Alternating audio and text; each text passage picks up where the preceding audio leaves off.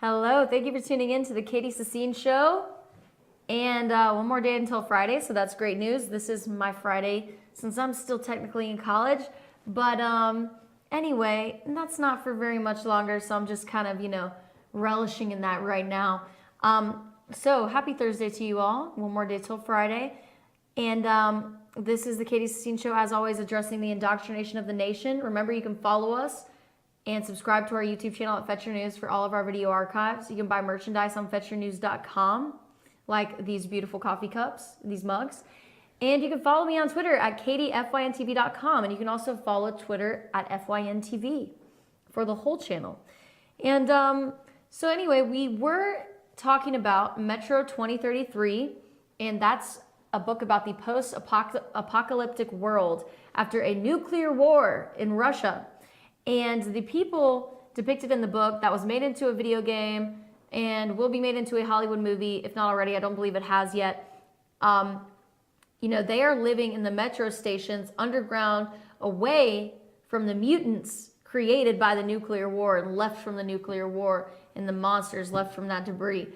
And so we've gone over a few parts of this video where Dmitry Gluhovsky explained, we figured out who he was. We saw him at a book signing in the first part of the video at 5 minutes into the video. He's a best-selling Russian author and journalist, and he has political viewpoints that he expresses on this video.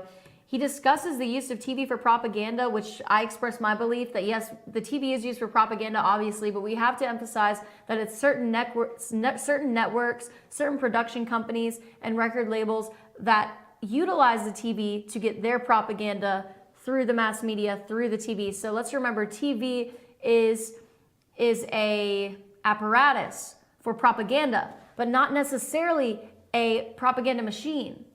You see, it's the people that are creating the propaganda, that are creating the commercials, the shows, and endorsing the news networks. It's the people that are behind that agenda. So anyway, moving on to Gluhovsky's opinion on the West and Russia and what he has to say regarding this topic. So here we go.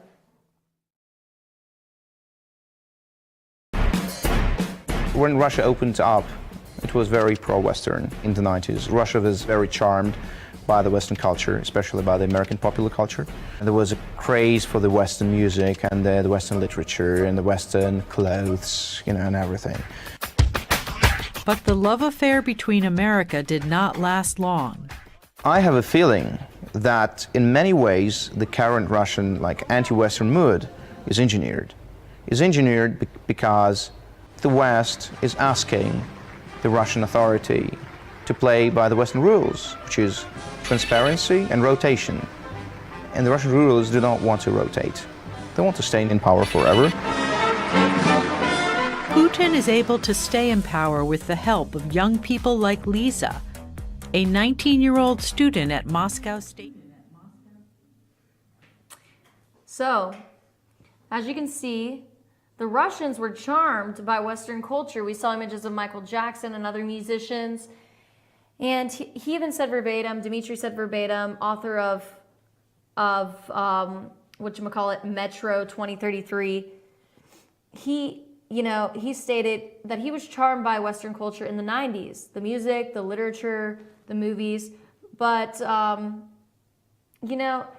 but that feeling was only very brief. He was only charmed very briefly in the 90s, and then he learned to demonize the Western culture. He said, "I have the feeling the current Russian anti-Western mood is engineered, ... because the West is asking the Russian authority to play by the Western rules." Now, bear in mind, this video was released in 2016 during the Obama administration. And it says that those in power want to maintain power for as long as possible. And not shown in video, student at Moscow State University at Elite School for Foreign Affairs, which we saw her at the close of the video. She said that I think there is a media war against Russia. And she went on to talk about more spiritual things.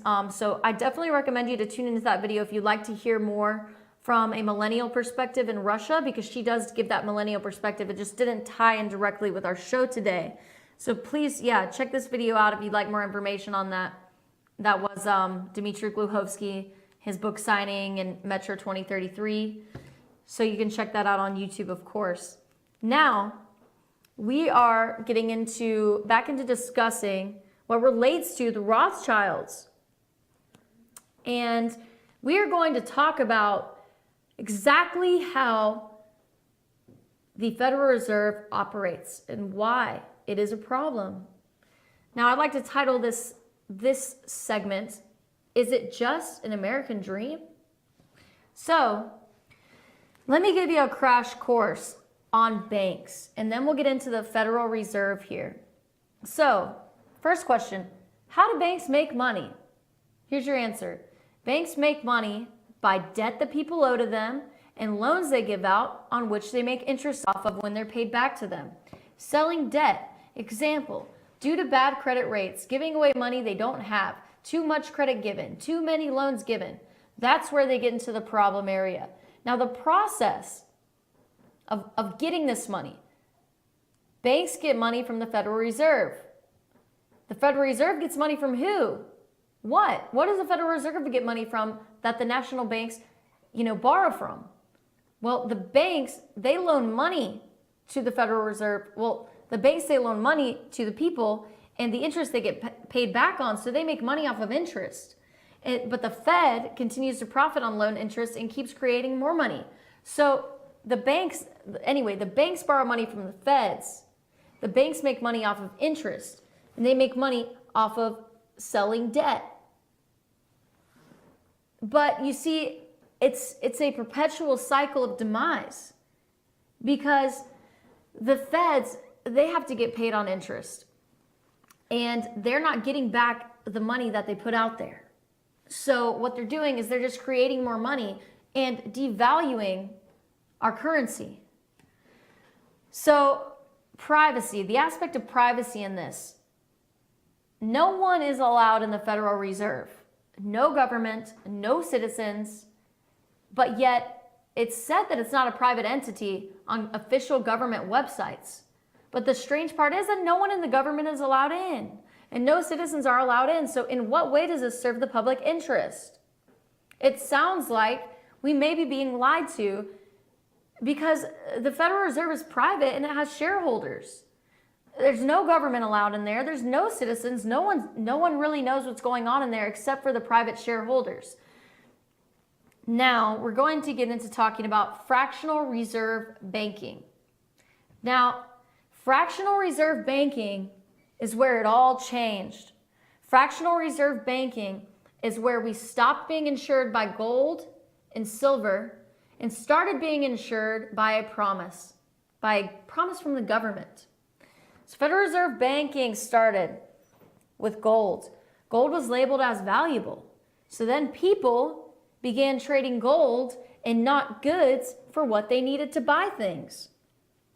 Then, in order to protect their gold so that it wasn't stolen from any robbers that would come into their house, the gold was deposited into the banks.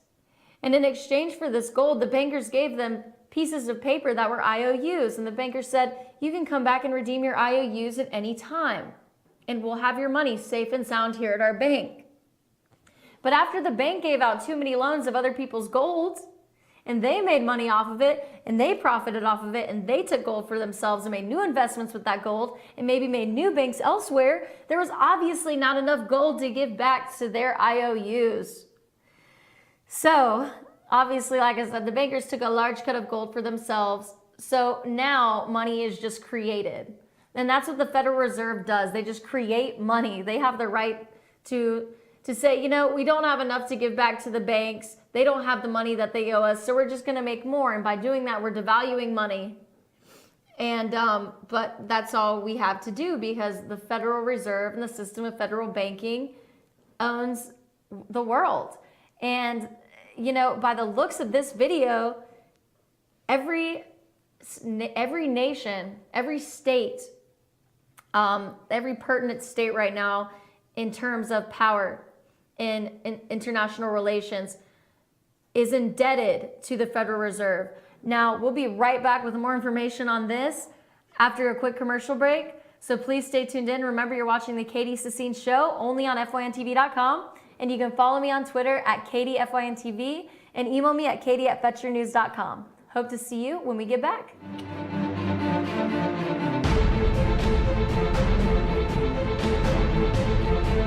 It's a new year. New you at Schottenkirk Ford Jasper. Ring in the new year with huge deals on a brand new Ford. Right now, get exceptional offers like 0% financing plus a $1,500 factory rebate on a new 2017 Ford F-150 XLT. Or get 0% financing plus a $1,000 factory rebate on a new 2017 Ford Explorer. Make your resolution a reality during the New Year, New You sales event at Schottenkirk Ford Jasper, home of the Schottenkirk Customer Guarantee. Visit us online at SchottenkirkFordJasper.com.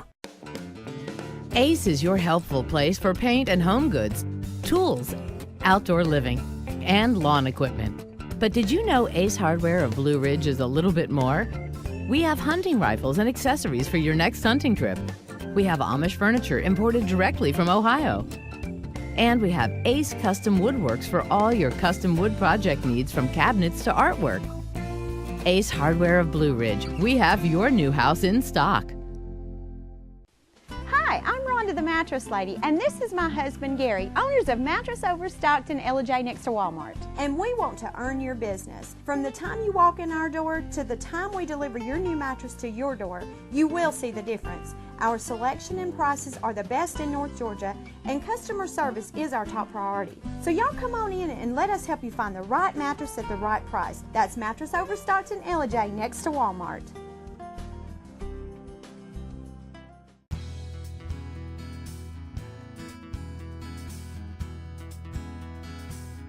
Hello, my name is Chad Watkins. I'm the manager at Larry's Body Shop. We are a family-owned and operated business and have been serving the North Georgia area since 1978. We are located at 1216 Progress Road in LJ, Georgia. Our shop specializes in collision repair, and we work with all major insurance companies. Larry's Body Shop is ICAR Gold, the highest role of training recognized by the collision repair industry. It is estimated that only 10% of collision shops meet these standards. Our shop consists of state-of-the-art equipment such as laser measurement system, down-drive spray booth, spot and MIG welding equipment. All of our paints are mixed on-site so that we can guarantee your paint to match every time. I know that having an accident can be a stressful event. We take pride in making sure our customers are satisfied with the repair of their vehicles. Our waiting area is clean and comfortable with free Wi-Fi and refreshing beverages. So if you're in an accident, stop by and see us at Larry's Body Shop. North Georgia Diamond is your source for diamonds. Come on in to view the area's largest selection of fine jewelry at North Georgia Diamond. All repairs and designs are done on site by our jewelers. And North Georgia Diamond has the lowest prices on loose diamonds. You can also sell your gold, silver, and coins at North Georgia Diamond between Walmart and Lowe's in East LJ. Locally owned by Bill and Allison Craig, North Georgia Diamond is your source for diamonds in North Georgia.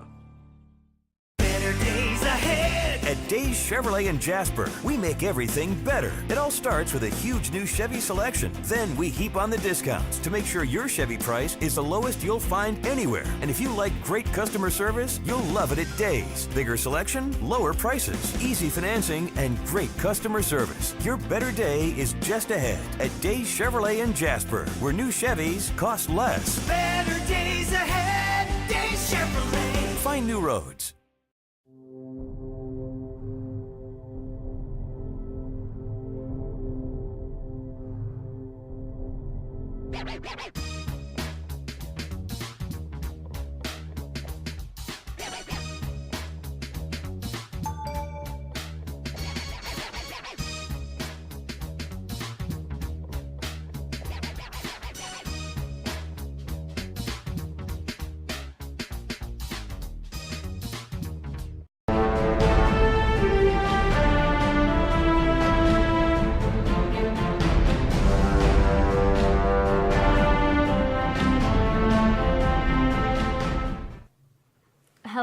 welcome back to the Katy Sassine Show. As always, I'm your host, Katy Sassine.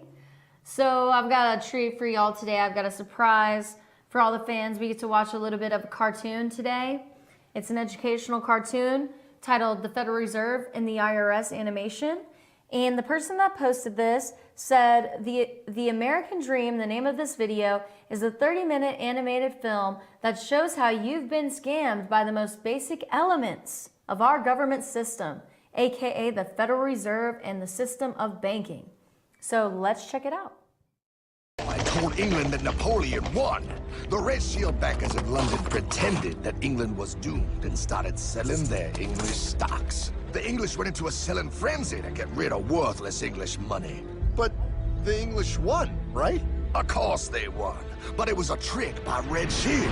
They waited until the stocks plummeted to pennies and then bought England back for nearly nothing. What? They did that? How?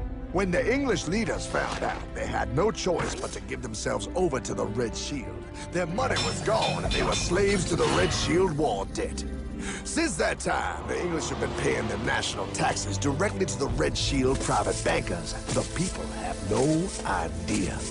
But the bankers bragged about what they did to us, laughing at us all the way to the bank. Why, it's the best business I've ever done. If I can control a nation's wealth, I care not who makes its laws. Oh, is this what Jefferson wanted to show me? No, look. They're in America, too? The Red Shield banks are here, Pie. Seeking a way to conquer our American dream. The dream you have, Pie. The dream of free men. They tried to take over our country many times and failed because Jefferson and the Patriots vowed to stop the evil tyrants at all costs.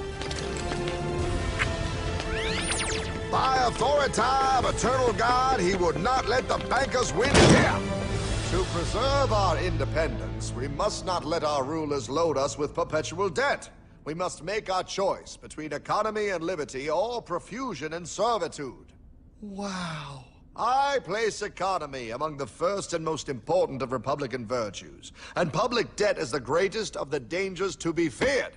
It is incumbent on every generation to pay its own debts as it goes. We must have a central bank to secure this country's finances. If the American people ever allow private banks to control the issue of their money, first by inflation and then by deflation, the banks and corporations that will grow up around them will deprive the people of their property until their children will wake up homeless on the very continent their fathers conquered. Jefferson, you're mad. This country will have a central bank.